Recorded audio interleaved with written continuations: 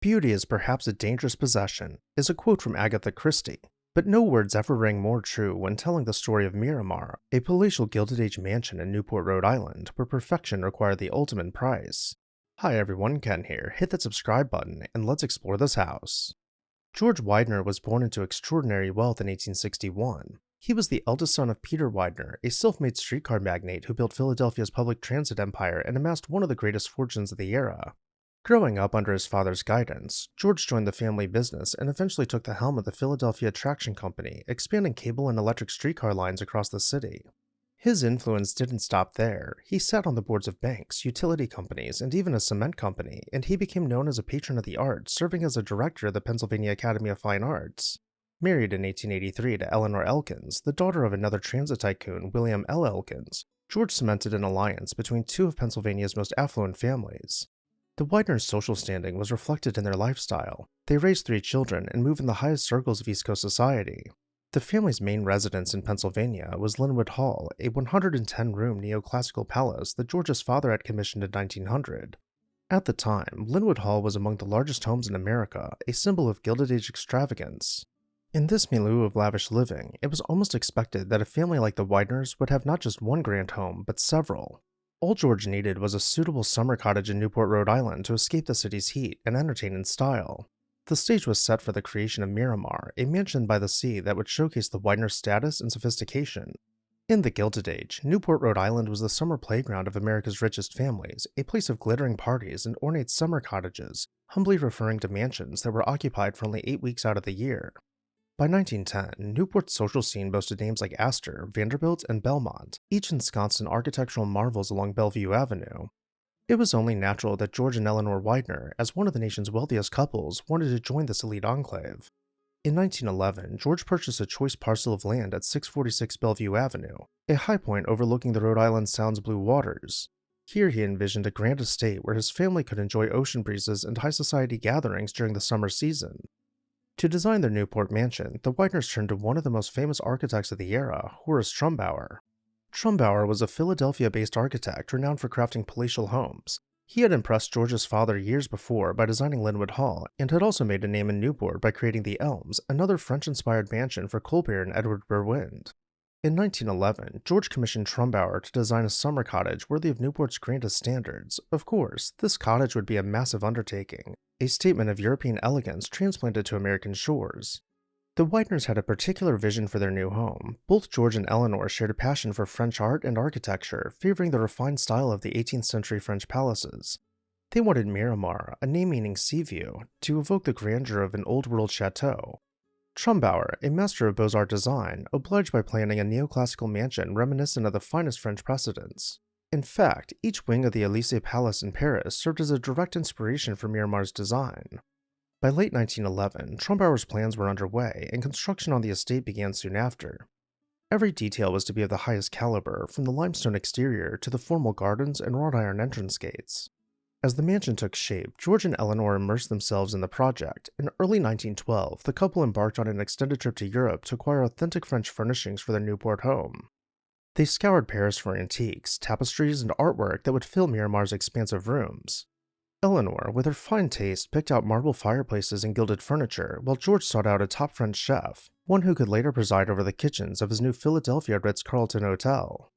This European shopping tour was both a grand adventure and a crucial finishing touch for Miramar. Little did they know that this journey abroad would lead them into the path of history. Trumbauer designed Miramar in the form of a limestone petit palais, an elegant, symmetrical structure with classical proportions. The main house was configured in an H shape, creating a central courtyard that opened toward the sea. Upon opening the double doors, we step into the vestibule clad floor to ceiling in marble. Lined with columns and pilasters, with heavy furniture, it can be easy to overlook the small details that make the home's grand first impression.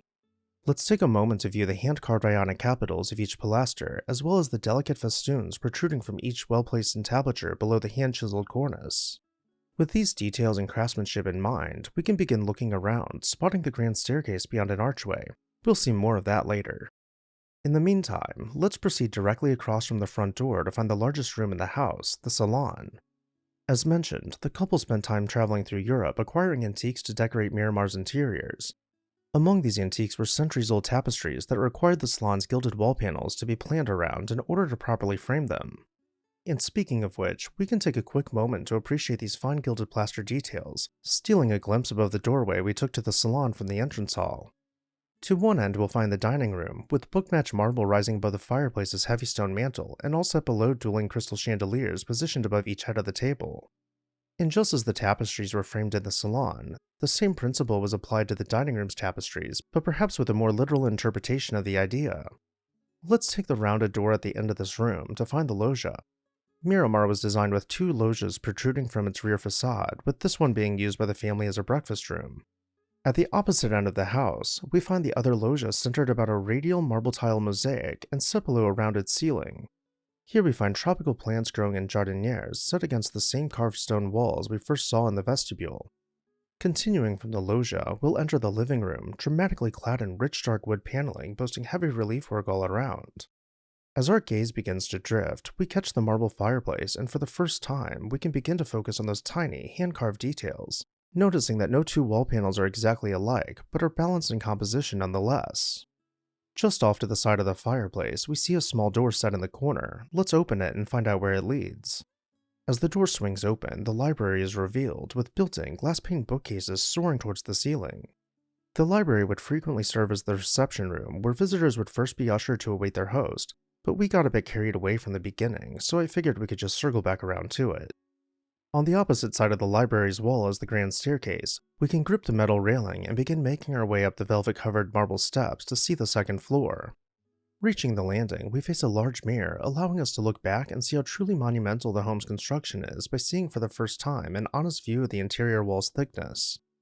Up here we'll find several bedrooms, each one designed to be fit for hosting royalty, an aspiration of the family for their Newport cottage. We'll see a handful of these bedrooms, noticing how each one continues to play on French influence, introducing different colors and patterns. While some are more traditional, with silk canopies to cover the beds, others are more Americanized in their furnishings, while retaining the same grand architectural features. Even as Miramar was taking shape in 1912, an unimaginable tragedy was about to befall the Widener family. That April, George D. Widener, his wife Eleanor, and their eldest son Harry were returning home from their European trip to see all of their furniture and art staged for them in their new home. Unfortunately, they were aboard the brand new RMS Titanic. The voyage was meant to be a celebratory capstone to their shopping expedition. They had dined with the Titanic's captain and mingled with fellow millionaires on board, but on the night of April 14, 1912, the unthinkable happened. The Titanic struck an iceberg in the North Atlantic. In the chaotic hours that followed, George Widener demonstrated the code of honor held by gentlemen of his era. He helped his wife and her maid into a lifeboat, ensuring their safety, but he refused to board as women and children were still waiting to escape. The next morning, Eleanor was rescued, but George and 27-year-old Harry were never seen again. George Widener's untimely demise at age 50 meant he never lived to see Miramar completed. At the time of the Titanic disaster, Miramar was still in the design and construction phase, its walls rising, but interiors not yet fully finished. The project could have stalled entirely in the wake of such a loss, yet in a testament to resilience, Eleanor carried on her late husband's dream. Grieving but determined, she oversaw the continued construction of Miramar through 1913 and 1914. In the years following, she made sure Miramar was filled with life, and in 1915 she remarried, becoming the wife of Dr. Alexander Hamilton Rice Jr., a prominent explorer and Harvard man, and the couple continued to summer at Miramar for decades. In 1956, the mansion was sold by Dr. Rice's estate for the astonishingly low sum of $118,000, a fraction of its original cost. This modern price reflected the changing times. Mid-century America no longer had many uses for 30,000 square foot private palaces, and Newport's mansions were, for a time, seen as white elephants. Miramar's story did not end with that 1950s sale. Unlike some Gilded Age mansions that fell to wrecking balls, Miramar still stands, continuing its legacy as a private residence. And with that, I'll turn it over to you. Which room was your favorite, or maybe something else stuck out to you? Either way, let me know down below in the comments section. And while you're there, make sure you're subscribed so you never miss an exciting episode of This House.